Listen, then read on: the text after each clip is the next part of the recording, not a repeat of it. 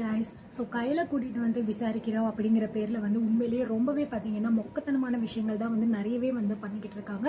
So ஒரு பக்கம் பார்த்தீங்க அப்படின்னா நம்ம எழில் வந்து ஹாஸ்பிட்டலில் இருக்காரு. சிவசங்கரி வேணும்னே தான் பிளான் பண்ணி கையில் மாட்டி விடணும், அவள் வந்து இந்த ஜென்மத்தில் வந்து என் பிள்ளை கூட வந்து சேர்ந்துடவே கூடாது அப்படிங்கிற மாதிரி பிளான் பண்ணி எல்லாத்தையுமே பக்காவாக வந்து பண்ணிக்கிட்டு இருக்கா. அது மட்டும் கிடையாது, ஸோ அவள் கண் முழிச்சோடனே வந்து அவனை வந்து இங்கே இருக்க விடக்கூடாது, உடனே வந்து கனடாக்கு கூட்டிகிட்டு போயிடணும் அப்படிங்கிற மாதிரியும் வந்து பிளான் பண்ணி தான் ஒவ்வொன்றுத்தையுமே இந்த சிவசங்கரி பண்ணிக்கிட்டு இருக்கா. ஆனால் இங்கே வந்து பார்த்தீங்கன்னா போலீஸ் ஸ்டேஷனில் இருக்கிறவங்க வந்து என்ன மாதிரி ஒரு பிளானில் இருக்காங்க அப்படிங்கிறதே தெரியல. கொஞ்சம் கூட லாஜிக்கே இல்லாமல் தான் இது போய்கிட்டு இருக்குன்னே சொல்லலாங்க. ஸோ ஒரு பொண்ணை வந்து அரெஸ்ட் பண்ணி கூட்டிகிட்டு வந்திருக்காங்க. அதுக்கான உண்மையான காரணம் வந்து என்னன்னு தெரியாது. இன்னும் வரைக்கும் பார்த்தீங்கன்னா போலீஸ் தரப்புல இருந்து கையில் சொல்கிற எந்த விஷயத்தையுமே வந்து மைண்டில் கேட்குற மாதிரியே கிடையாது. அவங்களுக்கு தேவை என்ன அப்படின்னா அவளை போட்டு அடிக்கணும், உண்மையை சொல்லுன்னு சொல்லி டார்ச்சர் பண்ணி, இது மட்டும்தான் அவங்களோட பிளானாக இருக்குது. ஒன்று இவளாவது வந்து சொல்லணும் இந்த மாதிரி விஷயங்கள் எல்லாம் நடந்துச்சு, ஸோ அதனால தான் வந்து என் ஹஸ்பண்ட் கோச்சிக்கிட்டு வந்து போனார், மற்றபடி வேறு எதுவுமே நடக்கலை. நானுமே வந்து அவரை போயிட்டு தேடி தேடி பார்த்தேன், அவர் போகிற இடத்துக்கெல்லாம் போய் பார்த்தேன். அதுக்கப்புறம் தான் ஒரு வாட்ச்மேன் சொன்னாங்க இந்த மாதிரி வந்து ஒரு 4-5 பேர் அடிச்சு போட்டிருக்காங்க அப்படின்னு சொல்லிட்டு. அதுலேருந்து நான் தேடிட்டு தான் இருக்கேன். என் தங்கச்சியோட கல்யாண விஷயத்தில் எனக்கு பிரச்சனை நடந்ததுனால எதையுமே என்னால் கவனிக்க முடியலை அப்படின்னு சொல்லிட்டு இருக்கிற உண்மை எல்லாத்தையுமே வந்து சொல்லணும். ஆனால் அவளுமே பார்த்தீங்கன்னா எதுவுமே சொல்ல மாட்டேங்கிறா.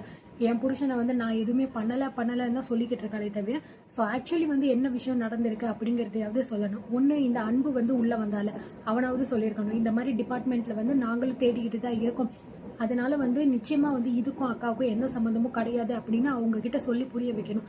ஆனால் இது எதையுமே வந்து அவங்க பண்ணவே மாட்டேங்கிறாங்க. அவங்களோட மோட்டிவ் என்ன அப்படின்னா இவளை வந்து அடிக்கணும், விசாரிக்கணும், அது மட்டுமே வந்து ஒரு மெயினாக கொண்டு போய்கிட்டு இருக்காங்க.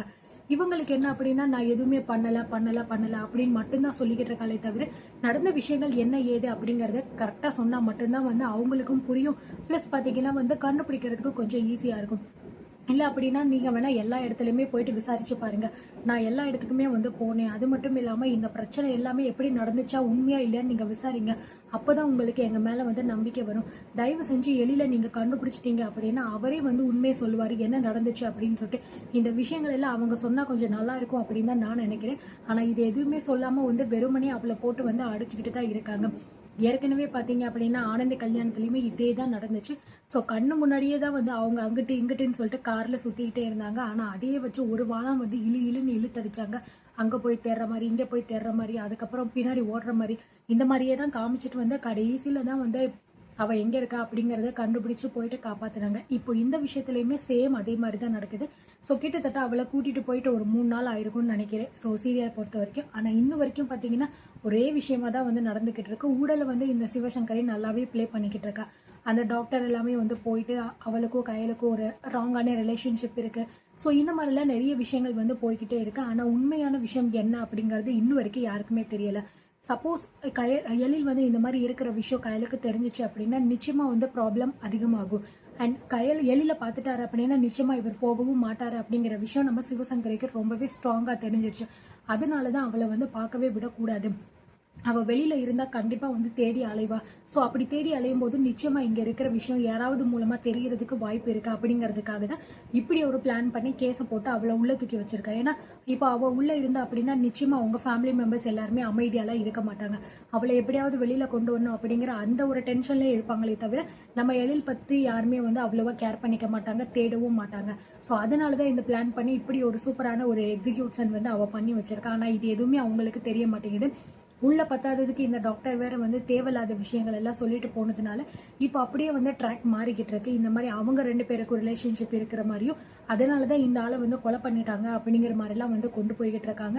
இது எங்கே போய் முடிய போகுதுன்னு தெரியல. ஃபைனலி இதுக்கு வந்து ட்விஸ்ட் யார் வைக்க போகிறாங்க அப்படிங்கிறது தான் மெயினான விஷயம். ஆனால் நம்ம கையில் வந்து எக்ஸ்பெக்ட் பண்ணிக்கிட்டு இருக்காங்க கண்டிப்பாக வந்து எழில் நம்மளை வந்து காப்பாற்றிடுவார். ஸோ அவர் வந்து ஒரு வார்த்தை சொல்லிட்டாலே போதும், இது எல்லாமே முடிஞ்சிடும். அவர் எங்கே இருக்காருன்னு தெரியலையே, அவரை விட்டுட்டு எப்படி என்னால் இருக்க முடியும் அப்படி இப்படின்னு சொல்லிட்டு பார்த்தீங்கன்னா பல விதத்துலேயே வந்து இன்ஸ்பெக்டர் கிட்ட சொன்னாலும் அவள் எதையுமே காதில் வாங்குற மாதிரியே கிடையாதுங்க. எதுக்கு எடுத்தாலுமே வந்து இப்போ நீ ஒழுங்காக உண்மையை சொல்ல போறியா இல்லையா, இல்லைன்னா அவ்வளோதான் உனக்கு பார்த்துக்கோ அப்படி இப்படின்னு சொல்லிட்டு என்னென்னமோ சொல்லிக்கிட்டு இருக்காங்க. ஆனால் ஆக்சுவலி அவள் என்ன சொல்ல வரா, எதுக்கு இப்படி சொல்லிக்கிட்டு இருக்கா அப்படிங்கிற விஷயத்த அவங்க புரிஞ்சுக்கிற மாதிரியும் கிடையாது. ஸோ உங்களுக்கு இதை பற்றி என்ன தோணுது அப்படிங்கிறத நிச்சயமாக நீங்கள் கமெண்ட்டில் வந்து சொல்லுங்கள். உண்மையிலேயே கையில் வந்து மாட்டிக்கிட்டது நல்ல விஷயமா இருக்குமா, இல்லை வந்து இதுக்கு யார் வந்து ட்விஸ்ட் வச்சு இவளை வந்து காப்பாற்ற போகிறது. ஏன்னா அன்பு இருக்காரு போலீஸாக தான், ஆனால் ஒரு பிரயோஜனமும் இல்லைன்னு தான் எனக்கு தோணுது. சும்மா சும்மா வந்து கத்துறது, கோபப்படுறது இந்த விஷயங்கள் தான் பண்ணிக்கிட்டு இருக்காரே தவிர ஒரு ப்ராப்பரான ஆக்ஷன் அப்படிங்கிற இடத்துல வந்து எடுக்க மாட்டேங்கிறாங்க. ஸோ இதை பத்தி உங்களோட கமெண்ட்ஸ் என்ன அப்படிங்கிறத கண்டிப்பா சொல்லுங்க.